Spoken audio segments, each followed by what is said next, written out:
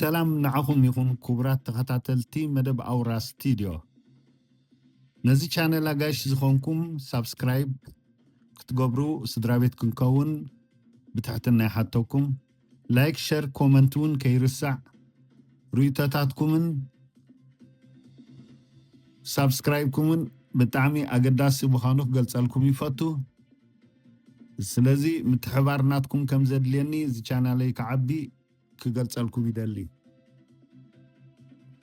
ሰላም ቴንክ ዩ ስርዓት ሻዕብያ ንኤርትራውነትን ኤርትራውያንን ኣብ ትሕቲ መሬት ኣርሒቑ እናቐበረ ብኣንጻሩ ኣብ ብዙሓት ኤርትራውያን ድማ ትሕዝቶ ብዘይብሉ ባዶሽ ብኤርትራውነቶም ከም ዝምክሑን ከም ዝጀሃሩን ሰሪሕሉ እዩ እንሆ ድማ ሕጂ ከም ሳዕቤኑ ኤርትራን ሻዕብያን ክፈላልዩ ዘይክእሉ ህዝቢ ተሰሪሖም ብዛዕባ ዕንወት ሃገሮምን ጥፋት ኤርትራውያንን እናተዘርበ እናተሰርሐ ዕጅብ ዘይብሎም እኳ ደኣ ነቲ ክፉኡ ክሽፍኑ ከምዚ ማለት እዩ እናበሉ ከመኽኒሉ ብጋህዲ ዝበሎም ዘይርድኦም ዕሙታት ብዕሙቶም ተቆሪኖም ናብዛ ገደሎም ኣይረብሕሉ ኣይሰርሕሉ ኤርትራውነት ዝብል ተዓጢቆም ብዘይካ ጃህራን ትንክሕትን ካልእ ትሕዝቶ ዘይብሎም ኤርትራዊ ምዃነ ይሕብነኒ ኤርትራዊ ዘይናቱ ኣይደልን እዩ ኤርትራዊ ደገ ወፂኡ ጉልባቡ ኣይቀልዕን እዩ ጠሜ ኣይብልን እዩ ኤርትራዊ ንሃገሩ ኣሕሊፉ ኣይህብን እዩ ኤርትራዊ ንሓቂ ግንባሩ እዩ ዝህረም ኤርትራዊ ለመጭመጭ ኣይብልን እዩ ኤርትራዊ ንሓዉ ኣሕሊፉ ኣይህብን እዩ እዚኦም ኩሎም ትንክሕቲ ተደማሚሮም ኤርትራውነት ክቡር መንነት ይመፁ ማለት እዩ እዚ ኣበሃህላ እዚ ብዙሓት ኤርትራውያን ደገፍቲ ስርዓት ኮይኖም ዝብልዎ ወይ ድማ ገለ ብዘይፍልጠት ከም መለለይ ኤርትራዊ ገይሮም ይወስድዎ ብርግፅ ሓደ ህዝቢ ናይ ሓባር መለለይ የብሉን ማለት ግን ኣይኮነን እንተኾነ ግን ብዛዕባ ኤርትራ ንዛረብ ስለ ዘለና እቶም መለለይ ኤርትራውነት ተባሂሎም ተጠቂሶም ዘለዉ ጠባያት ምስ ህልው ኩነታት ኤርትራውያን ብምዝማድ መለለይ ኤርትራውያን ድዮም ትምክሕቲ ኤርትራውያን ይትሕቶ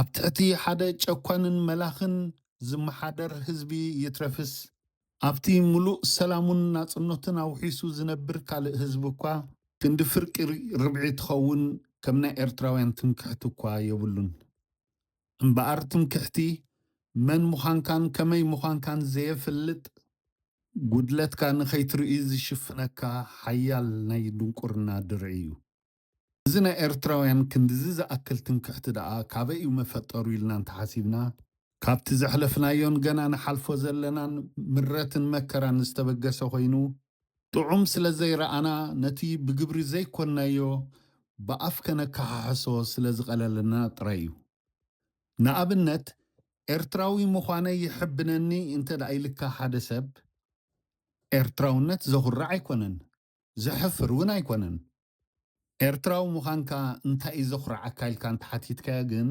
ኩለን እተን ኣብ ላዕሊ ተጠቂሰን ዘለዋ ናይ ትምክሕትን ጃህራን ሓሶት ንዕአን ይኸምፅእ እተን ኩለን ትምክሕትን ጃህራን ድማ ሓሶት ስለ ዝኾና ኣብ መወዳእታ ከሕፍሮ እየን ስለዚ ኤርትራዊ ምዃን ከሕፍሮ እዩ ማለት እዩ በዚ ከዓ ኤርትራዊ ምዃን ካብ ንምኹራዕ ንምሕፋር ይቐልል ይቐርብ ማለት እዩ መቸም ኩላትና ከም ንርድኦ ማንም ሃገር ብሃገሩ ይኮረ እዩ ኢትዮጵያውያን ተሰሚዕናዮም ብኢትዮጵዮም ይኮርዑ ሱዳናውያን ተሰሚዕናዮምን ብሱዳኖም ይኮርዑ ግብፂ ተሰሚዕናዮምን ብዓዶም ይኮርዑ እምበኣርቲ ጉዳይ ኤርትራዊነተይ የኹርዓኒ ክትብል ከለኻ ኣብ ከመይ ኢኻ ትብሎ እዩ ዘሎ ኤርትራዊ ኮይንካ ኤርትራዊ ይሕብነኒ እንድሕር ትብል ኣለኻ ኮይንካ ኣጋጣሚ ኮይኑ ኣብ ኢትዮጵያ ተትፍጠር ኢትዮጵያውነተይ ይሕብነኒ ኢኻ ክትብል ኣብ ኬንያ እንተተፈጢርካ እውን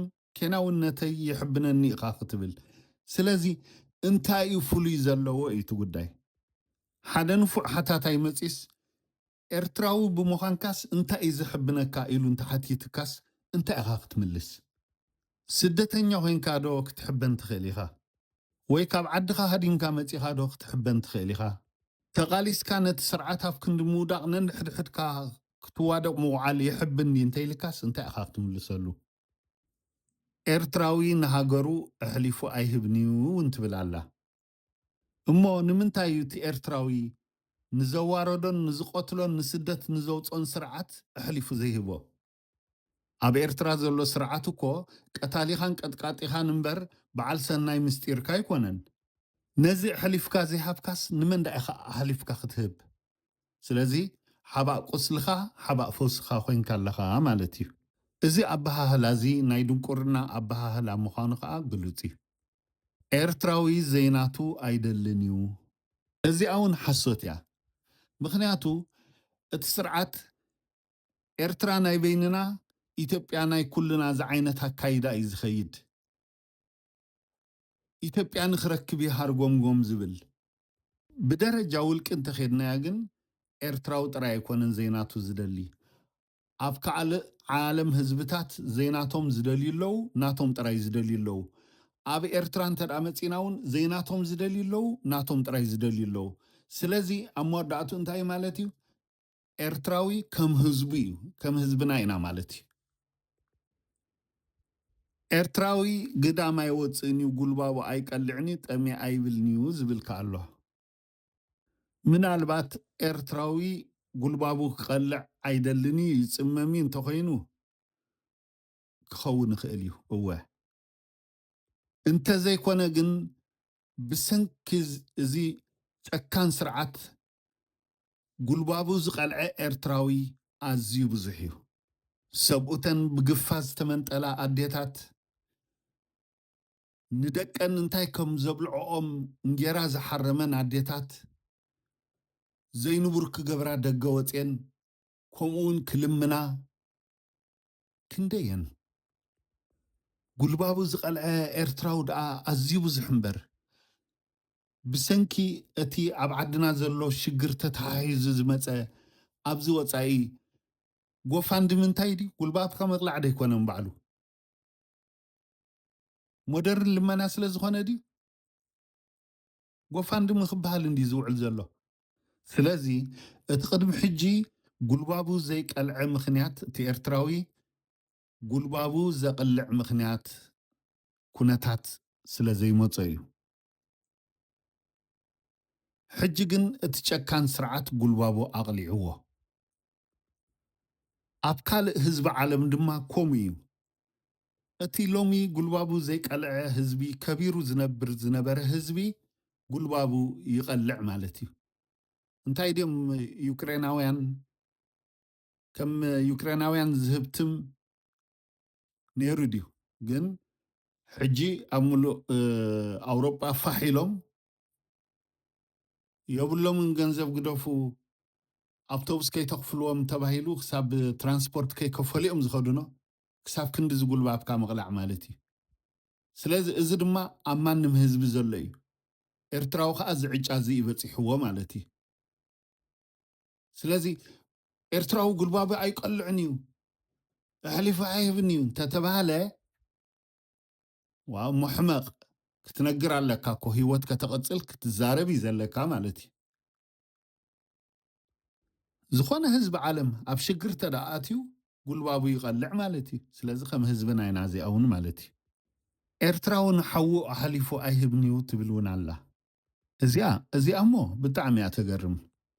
ኤርትራዊ ንሓዉ ኣሕሊፉ ዘይህብ እንድሕር ኮይኑ ኣቤት መዝገብ ሲናይን መዝገብ ሊብያን ይገንፀል። እቲ ኣሕሊፍካ መሃብ ዝብል ብመሰረቱ ብሱሩ ካብ ውሽጢ ዓዲ እዩ ዝጅምር። ስለዚ ኤርትራዊ ንሓዉ ኣሕሊፉ ወሃሃብ ድዩ ኣይወሃሃብን ዝብል ገዲፍና ካልእ ሕብረተሰብሲ ከም ኤርትራዊ ኣሕሊፉ ዝተወሃሃበ ኣሎ ዶ ዝብል ሕቶ ኢና ክነልዕል ዘለና። እዚኣ ፃዕዳ ሓሶት ዲና ክንብላ ወይ ፀላም ሓሶት እንድዒ። ኤርትራዊ ንሓቂ ግንባሩ እዩ ዝውቃዕ ትብል እውን ኣላ። ኤርትራዊ ንሓቂ ክብል ግንባሩ ክውቃዕ እንድሕር ደኣ ጀሚሩ እቲ ኣብ ዓድና ዘሎ ስርዓት ክጓሓፍ እዩ።